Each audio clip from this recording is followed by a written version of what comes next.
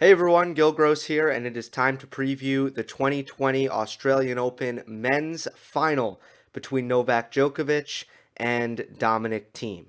Thiem, in his first ever hardcourt major final, it is his third overall major final. He looks to become the first major title holder under 30 years of age.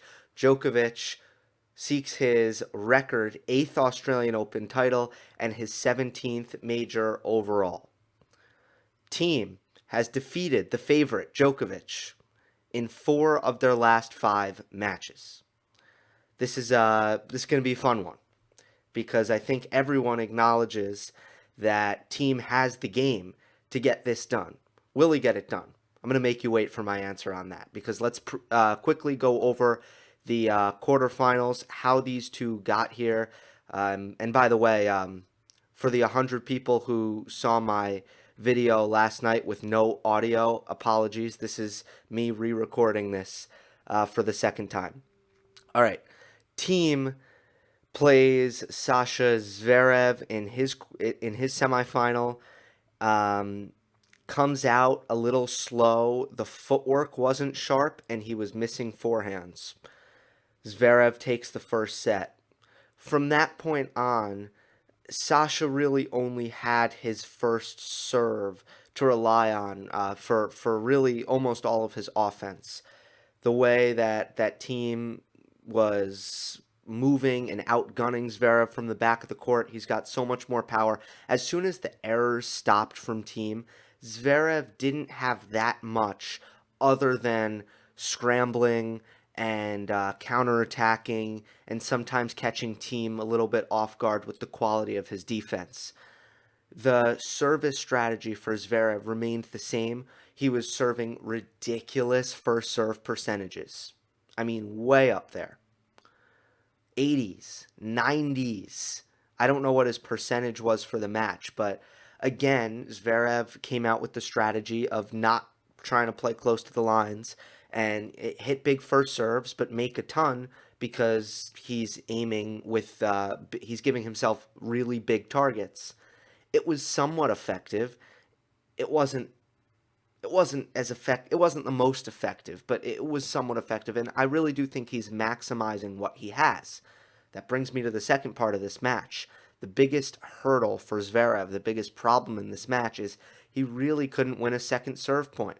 He really couldn't. It was not abnormal for Thiem to take the offense right off his second serve return because Zverev's kick wasn't strong enough. It was just sitting right up there for Thiem. And Thiem, with the power he has, he's one of the best second serve returners in the sport. He's not one of the best first serve returners in the sport. I think that's going to be important for the Djokovic matchup, which I'll get to in a moment.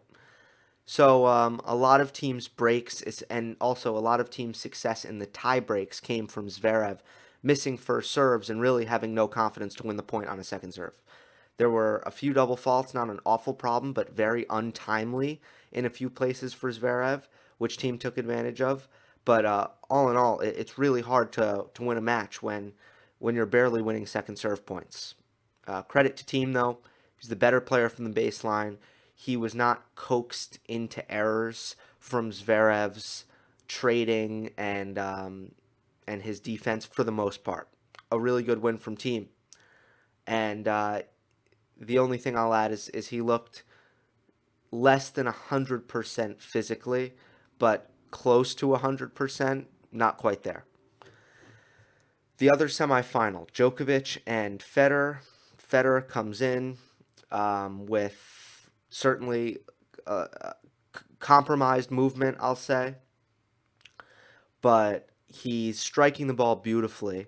He is very clear-headed, very loose, no nerves. So he actually posed a decent threat to Djokovic in this match because of how well he was hitting the ball and how offensive-minded he was. I think the only thing missing from that was he couldn't really have a great serving day, which really was the missing piece to the puzzle for Federer there. But for the most part, Djokovic had to do a lot of work. He was down big in the first set. He was able to claw his way back, and in the tiebreak, again, he just puts up an absolute wall and elevates himself in the biggest moment of the match in a way that is really uncanny. How he's always seemingly able to do it. He just doesn't miss in tie breaks, and it's not like he's getting nervous and pushing. I mean, he's hitting the ball, and it's just his footwork and his movement when he elevates his intensity. That's what prevents him from missing. It's his footwork.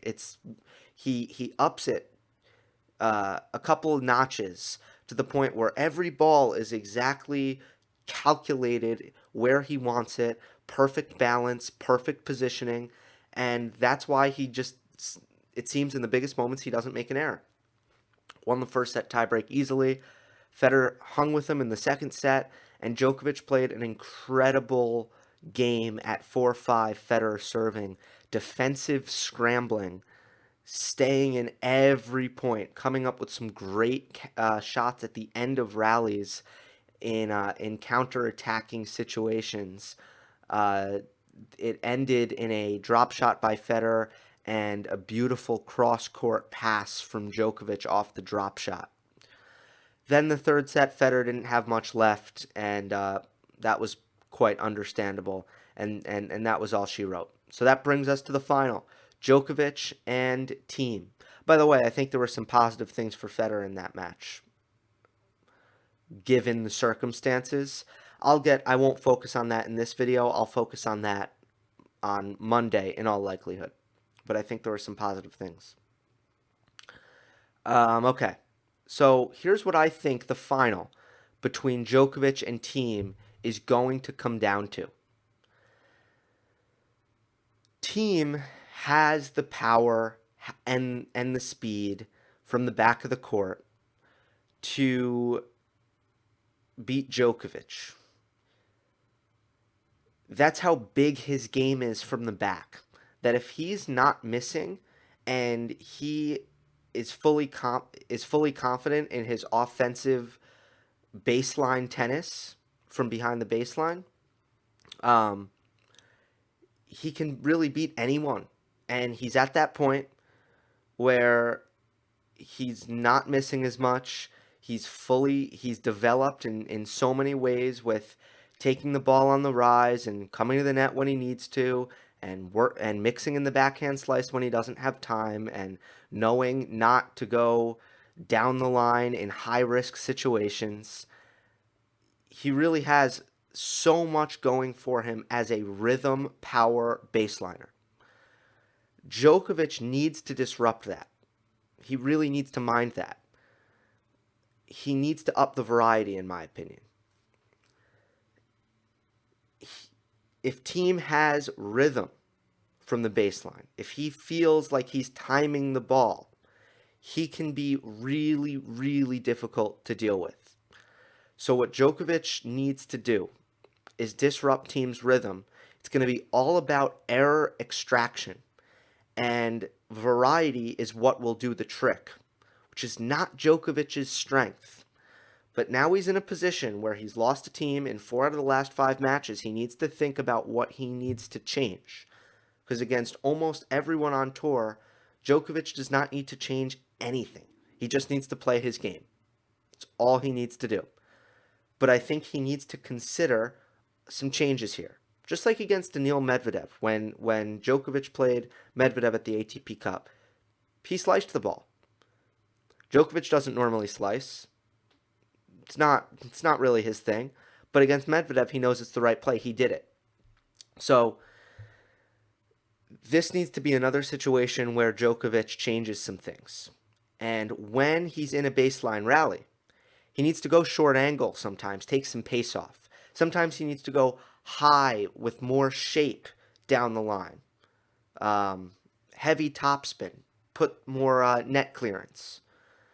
Sometimes he needs to drive it flat, right up the middle. These are all ways that he can keep Thiem off of his rhythm, mixing up heights, spins, and pace.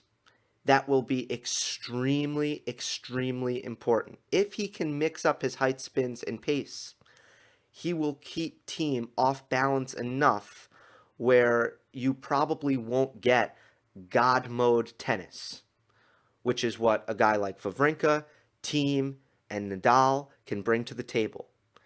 Powerful players who love rhythm.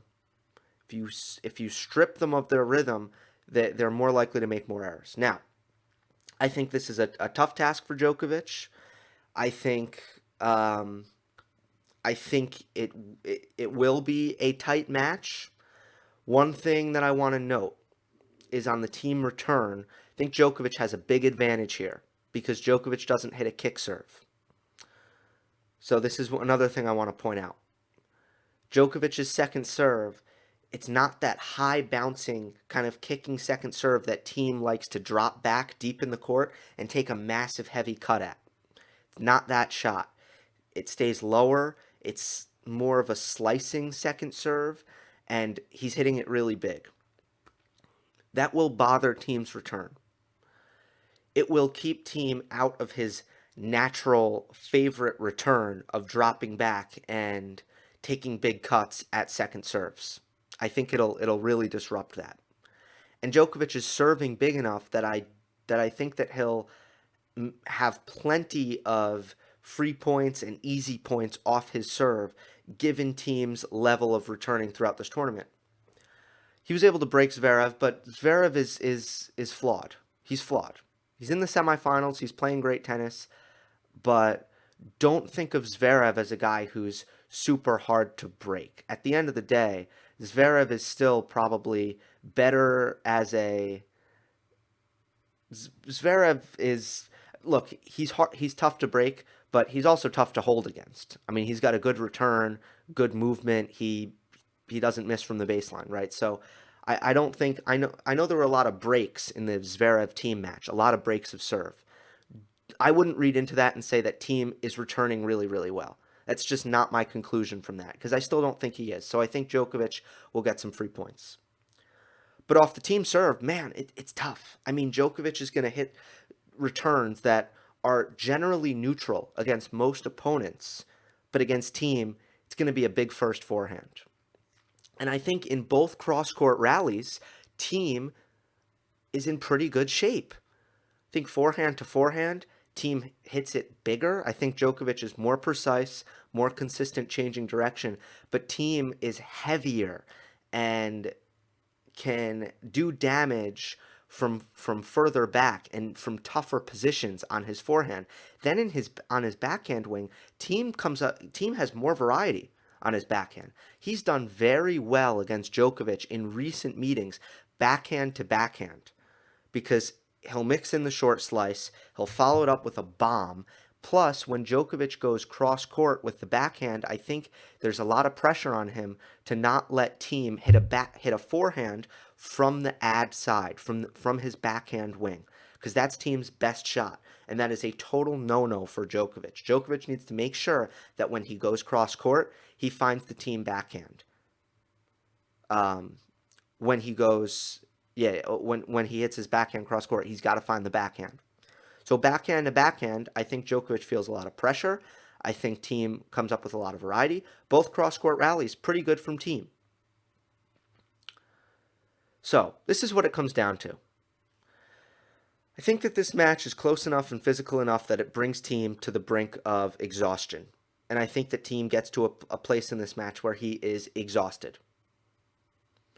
Djokovic too, perhaps. But Djokovic has a track record throughout his career that when he is exhausted, he will battle through that exhaustion and maintain extraordinarily disciplined shot selection and will generally continue to play his game. He will generally continue to remain errorless and disciplined. And for Dominic Thiem, I've seen a lot of instances where he's been pushed to the brink of physical exhaustion and it's changed his shot selection. He's overhit. He's gone for too much.